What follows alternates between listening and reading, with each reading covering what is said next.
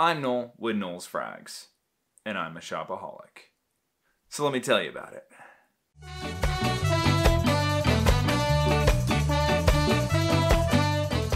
This month, I have purchased a few things, and I just want to let you guys know. Share the wealth. Share the experience of me sharing my wealth. First up is Eau Savauge from Dior. Very generic, like it's not really what I was hoping. And also, like, it has a magnetic cap on it, but the magnet like came loose within the bottle, so it just kind of, you can hear it like click around. It's kind of a bummer, like poor quality control. It's just super citrusy. Like you're kind of missing all that, the barbershop guts that you're used to with the Eau Savauge line. I just thought this was gonna be a little bit fresher of a take. It's not, it's really just a bunch of citrus. And it's something I've smelled before several times. Kind of disappointed in this one. It was like 70 bucks too. Maybe less, somewhere between $50 and $70. But either way, nah. But wait, there's some more disappointment. Guerlain Shalimar. Or Shalimar. I don't know. I saw this at like Marshall's or TJ Maxx or something, and it's a 50 milliliter refill. So it wasn't very much. And I was like, oh, this has like rapport and standing. It's Guerlain. It's, you know, it's a staple of the house. Shalimar. You know, let's check it out. I got it. I sprayed it. It had some interesting citrus in the open, but as it dried down, it's very dated. I mean, this fragrance is 100 years old, but it smells like it's 50 years old. And what I mean by that is like fragrances of like the 70s and like what women wore in the 70s. And then when I was a kid, what those women, they became older women and they were in churches and stuff. And I sat next to them in a church as a kid. So this just kind of reminds me of old ladies at church. I'm sure people out there enjoy it. I'm sure people are gonna be mad I've said this, but I'm sorry, it's not for me.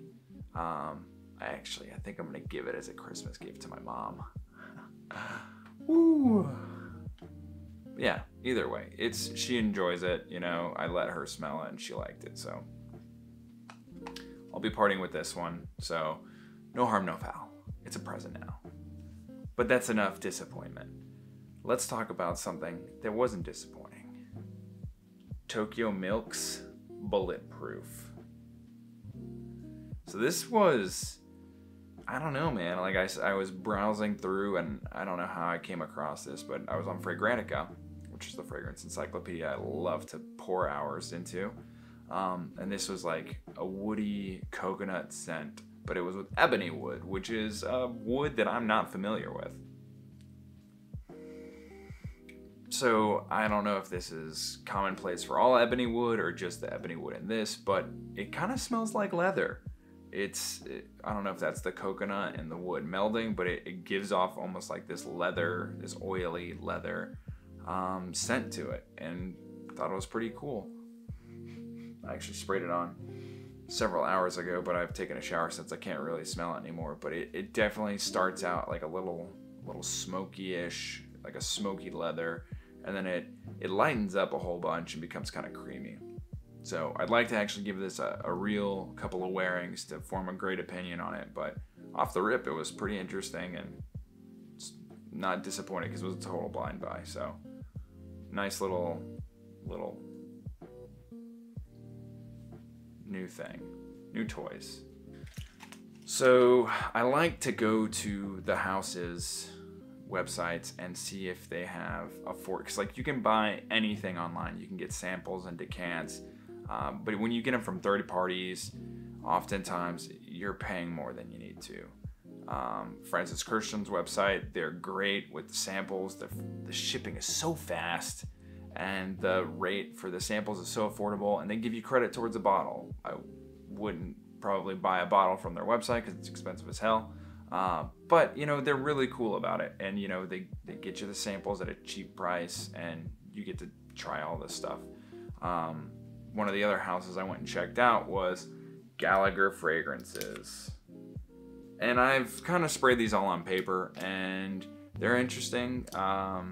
Some are more complex than others. Some are a little more run-of-the-mill, like stuff you've smelled before. But one of the ones, just like the honorable mention of these, I would say, is Wicked Good. I'm not a huge gourmand person, but Wicked Good really stuck out, and it's a gourmand. So I might go over all of these in a later video, but just kind of wanted to briefly touch on them and say like that was a cool one that I enjoyed. And it's something I got in this past month. And then you have something that's pretty familiar to a lot of people. Mugler's Pure Malt. So I have a few Muglers already, and from the Haymen line. And this was just another one. I was really on like the boozy track. I got this, and honestly, it wasn't as boozy as I was hoping. I should have figured, you know, by this point in time, whenever you get an Haymen flanker, you're just getting a lot of the Haymen DNA with like a few differences. The booze in this wasn't as boozy as I was wanting, but it's still a good, you know, Mugler that if you like the Haymen line, you know. So of the Haymens, I would put this towards the top. I enjoy it. Wasn't as boozy as I wanted, but pretty pleased with this purchase. Okay, so this one wasn't a blind buy because I had gotten a sample set prior, but definitely up there in one of my favorite purchases of all of this month. Nicolai Parfums Patchouli Intense. So don't let the name fool you. Not a super intense patchouli fragrance. What I get a lot of is geranium and lavender, which is like I've been really into like barbershop-y stuff recently. And I don't know what else is in here that gives it this like, there's definitely a hint of a dryer sheet vibe in here. It's very like, it's an airiness, and it almost has this weird like Smarties feel to it in the dry down. But it's, I'm just relating like fragrance notes to like real world notes that you might be familiar with. Because if you've smelled this, you'll be like, oh, I kind of see that Smarties thing he's talking about there. This was such a good one. Really pleased with this. It's an Eau de Parfum. It's only 30 mils, and it wasn't super cheap, but I might have gotten it in a swap with somebody, or maybe they had a decent deal on it. I don't remember. But either way, I liked it in the sample set, and I'm glad I saw it at the price they had it, and they sent it over to me, and it came with the presentation. It's got like a little magnetic box and the foam cutout in there. And this perfumer makes some interesting stuff. Nicolai, I forget what her full name is. But she makes some cool fragrances that are unique. They're more on the lighter side, I would say. None of them are super heavy, but this was definitely my favorite one of the sample set that I tried. So, very pleased with this purchase. Another one I was pleased with, but this one was a total blind buy. Acqua di Parma Colonia Club. So I saw this for, once again, a good price. And it's, hold on, forgive me, I'm making a mess over here with the little box.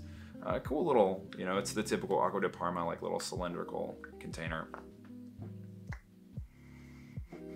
It's a citrusy, like barbershop fragrance, not crazy longevity.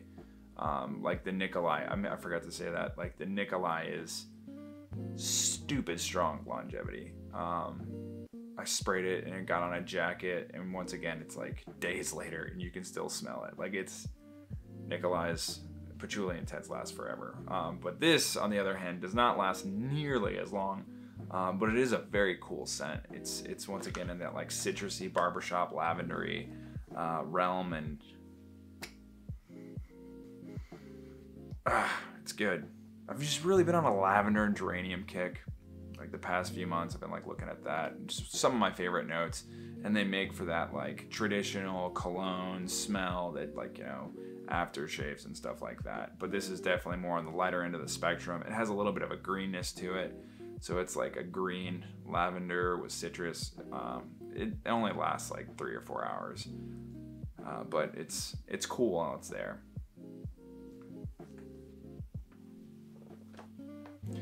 And we're gonna kind of group these last two in the same category. Some cheapies, Azzaro Visit and 273 from Fred Haymen. So I think this one is definitely like a classic, a throwback.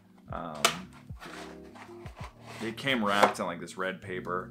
I like the bottle's kind of kitschy, but it looks nifty. It reminds me of the Neanderthal bottles that I had seen. But yeah, it's like this little triangle. It is very much an 80s, God, there we go. It's very much an 80s powerhouse style of fragrance in the vein of like Drakkar Noir or Kudos. Like, not really a huge fan of the oak moss and like the florals in here. I got it because I just wanted to try it. It wasn't very expensive. I was like, fuck it, let's give it a shot. Not super stoked on this one. But hey, you live and you learn. Maybe I'll throw it in a video when I compare something. Maybe I'll give it away. I don't know. But Azzaro Visit. This was an excellent purchase. So one of my favorite fragrances is Gallagher from Le Labo. And I had read somewhere that this was similar.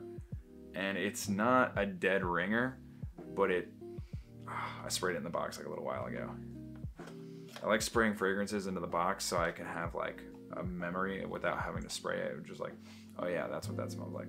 Oh yeah, if you ever want to go reference it or something. Or know what the dry down smells like several hours later. But yeah, so it's kind of like a woodsy, a little more incense in this than Gallagher.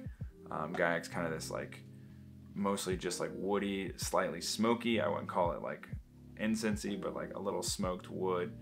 Maybe a touch of like pepper or something, but this is peppery, woody, incensey, and it's really nice. It's very in that same vein. It has enough similarities to be well worth its like $20 to $25 price tag. Like Azzaro Visit, solid cheapie right here. That's it for this month's spending. If you enjoyed what you saw, throw me a like or maybe subscribe to see more content. And as always, thanks for watching.